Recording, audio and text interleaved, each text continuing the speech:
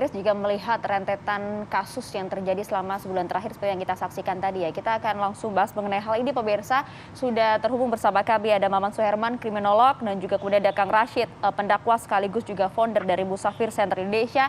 Dan sudah bergabung bersama kami juga ada Pak Rudi nih, selaku Ketua RT dari kasus yang berada di wilayah Garut, Jawa Barat. Assalamualaikum, selamat pagi semuanya. Selamat pagi. Pagi, Mbak Maria, Mbak Bayu. Ya. Lagi alhamdulillah. Saya mau ke Pak RT dulu, Pak Rudi. Mungkin bisa digambarkan kepada kami, Pak Rudi, sosok dari warga Anda yang kemudian ramai diperbincangkan saat ini. Sang ibu ini sebenarnya sosoknya seperti apa, Pak, di mata warga setempat? Terima kasih atas waktu yang diberikan, Bu. Sosok warga untuk korban dari istrinya Winner Manalu, di mata masyarakat baik orangnya, bersosialisasi dengan masyarakat baik. Diam orangnya, cuma kan biasanya kan kalau warga Sumatera kan kumpul dengan yang lainnya, ini enggak gitu. Terus suaminya juga pendiam, gitu.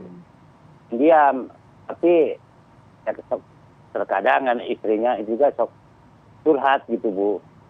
Aja kok main gitu ada kekerasan dengan istri, dengan saya. Masa kok Mbak kok diam, kok ada kekerasan? Kelihatannya enggak, halus, pendiam. Oh gitu ya, gitu. Terus saya dekati ya masalah keluarga, jangan ada KDRT, tetap kan kena KDRT, nggak istri, nggak suami, sama dan gitu. Dia diam, nggak jawab, bilang enggak gitu. Pak Rudi? Gitu.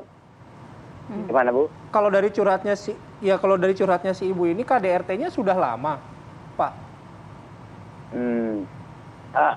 Ini belum, cuma kan aktornya itu kan dia itu ya punya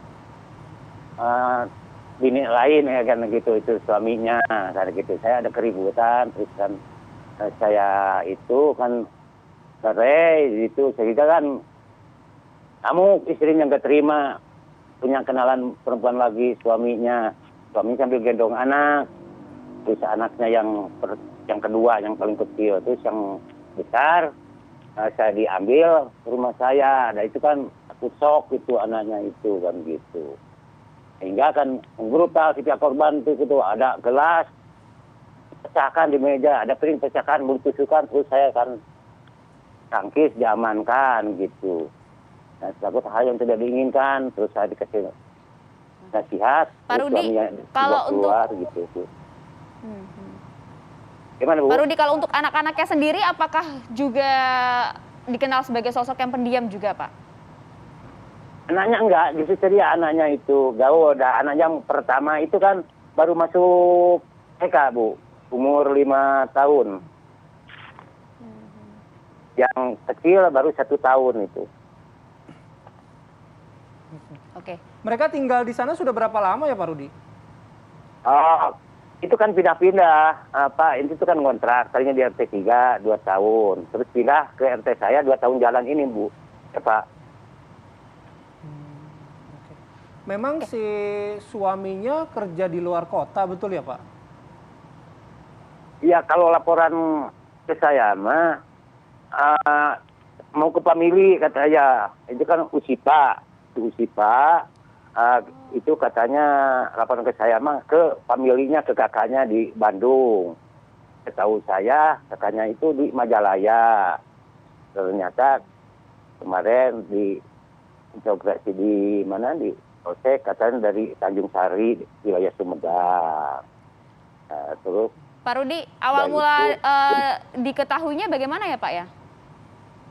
Awal mula begini, Bu, saya kan habis dari masjid, pulang ke rumah jam 6, jam 7 ke sini. Ya, datang sempoyongan suami si Abang Winner Manalu itu. Jadi nggak memperlihatkan kesedihan nangis apa bagaimana, cuma kayak pegang perut, kayak sakit perut aja. Begitu datang. Pak RT, saya laporan apa? Isi saya masuk semua. Memang isinya berapa? Kalau isinya semua, isinya bukan satu, ya semua. Saya semuanya berapa orang? Ya semuanya kata. Mungkin itu salah kalimat. Istrinya meninggal termasuk anaknya 2, jadi semua meninggal. Kenapa? Gitu. Saya, memang kamu kemana? Saya nggak ada di rumah. Kemana? Ya itu ke Bandung katanya tadi. Sekarang jam berapa pulang kamu? Ya baru datang. Itu jam 7 hari Sabtu gitu Bu. Itu kan sedangkan tutup warungnya itu jam 10 pagi udah tutup.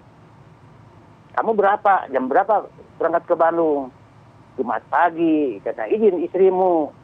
Izin. Gimana? Ya udah usah pulang. Kamu kontak terakhir jam berapa? Jam 7 Isya gitu. Ternyata jam 7 Isya dicek dalam HP-nya kemarin dengan Bapak Kapolres, Bapak Kapolsek di situ. Nggak ada, ngebohong gitu. Nah terus saya ke sana, dilihat. Langsung ke sana, terus nggak boleh orang masuk, belum ada petugas datang. Nah, terus saya keluar. Saya cuma lihat, Germany megang Bu, saya. Cuma yang mencurigakan saya itu tergeletak 3-3-nya. Ibunya dalam satu kasur, separuh ke jubin, separuh ke kasur. Nah, itu anak yang kecil di tengah, anak yang paling besar, yang perempuan yang umur 5 tahun itu, dalam keadaan miring terlentang, dalam keadaan mulut berbusa, hidungnya tersumbat sama kapas Bu. Terus ibunya ada ikatan di sini, di leher, gitu. Kemungkinan apa gantung diri, apa menjekik sendiri kan gitu, saya kurang tahu itu Bu. Karena kan Pak Rudi, belum mungkin juga Pak Rudi sudah mendengar dari beberapa tetangga begitu ya, sebelum kejadian atau sebelum ditemukan, mungkin ada tetangga sekitar yang mendengar atau melihat sesuatu atau memperhatikan ada sesuatu yang tidak biasa begitu Pak? Tidak Pak, masalah kan tertutup itu Bu, Pak, tertutup pintunya, jadi nggak kedengaran jeritan atau bagaimana, nggak ada. Nah, karena saya kan itu kan habis tarawih karena habis ngaji sampai jam 11 malam, baru jam 10 baru pulang kan gitu. Jadi tidak tertutup gitu kan. Iya. Ya sejauh ini memang pihak kepolisian masih terus melakukan penyelidikan, tapi dugaannya adalah bunuh diri. Kalau kita berkaca dari kasus yang di Garut dan juga di Brebes ini Kang Maman, respon Anda seperti apa sih? Apakah betul begitu himpitan hidup, masalah hubungan keluarga ini juga bisa mempengaruhi seseorang untuk bahkan menghilangkan nyawa keluarganya sendiri Kang Maman? Ada 3 jenis pembunuhan di dalam keluarga yang terjadi hari ini, yang kita bicarakan hari ini itu filisida, itu penganiayaan dan pembunuhan anak oleh orang tua. Ada parasida, itu anak yang membunuh orang tua, dan ada sibisida, itu pembunuhan antar saudara. Selalu latarnya selalu dibahas tentang 3 hal, masalah ekonomi, masalah rumah tangga, dan masalah akut. Tapi dari penelitian di beberapa negara, terutama Australia, yang setiap 2 minggu ada 1 anak terbunuh di dalam rumah oleh orang tuanya, faktornya ada sekitar 5 Mbak, atau penyebabnya ada sekitar 5 variasi. Ada betul-betul filisida psikotik akut seperti yang terjadi Brebes sebelumnya. Ini biasanya terjadi tanpa kita nggak bisa masuk ke nalar. Ada gangguan kejiwaan sehingga dia membunuh pun tanpa sadar atau karena ada gangguan kejiwaan. Itu yang pertama. Yang kedua, ada filisida yang sifatnya penganiayaan anak yang tidak dimaksudkan untuk membunuh, tapi karena kekerasan itu kemudian anaknya kemudian wafat karena sudah tidak kuat atau tidak tahan lagi. Yang ketiga, ini yang saya curigai di sini, kalau lihat ceritanya Pak RT tadi, filisida yang sifatnya justru altruistik.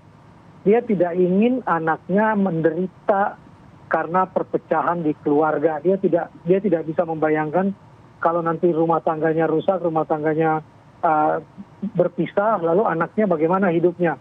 Sehingga lebih baik kita pergi bersama-sama, kita meninggal bareng-bareng saja. Sehingga mereka bukan bunuh diri dan membunuhnya. Itu yang keempat. Ada juga filisida yang sifatnya memang anaknya tidak karena lahir di luar nikah atau karena biasanya mereka nyebut ini anak pembawa sial, itu bisa terjadi. Dan gabungan dari peristiwa ini ada kemungkinan juga filisida karena dendam. Filisida karena dendam itu misalnya anak ini kesayangan suami saya, dan saya tahu suami saya itu berselingkuh, suami saya itu melakukan berbagai hal-hal yang menyakiti hati saya, tapi saya tidak bisa membalas kepada suami saya. Dia balaskannya, dia salurkannya ke anak. Meskipun ini darah dagingnya sendiri, Kang? Meskipun ini darah dagingnya sendiri. Justru karena ini darah daging sendiri ada di dalam rumahnya dan dia bisa menyalurkan hasrat emosinya dan upaya melakukan kekerasan yang tidak bisa disalurkan pada objek utama, bisa terjadi. Dia tidak bisa lakukan pada suaminya, dia tidak bisa lakukan pada bapak mertua yang dianggap suka menghina keluarganya misalnya. Kemudian akhirnya dia lakukan itu pada anaknya. Biasanya kemudian dengan alasan, kasihan anak saya daripada dia juga ikut menderita, lebih bagus pergi bersama-sama saya, kembali bersama-sama saya. Itu yang sering muncul dalam kasus filisida. Oke, baik. Nanti juga kami akan meminta pendapat dari Kang Rashid ya, yang juga sangat concern dengan parenting dan juga hubungan di keluarga. Tapi sesaat lagi kami akan kembali. Apa kabar Indonesia Pagi?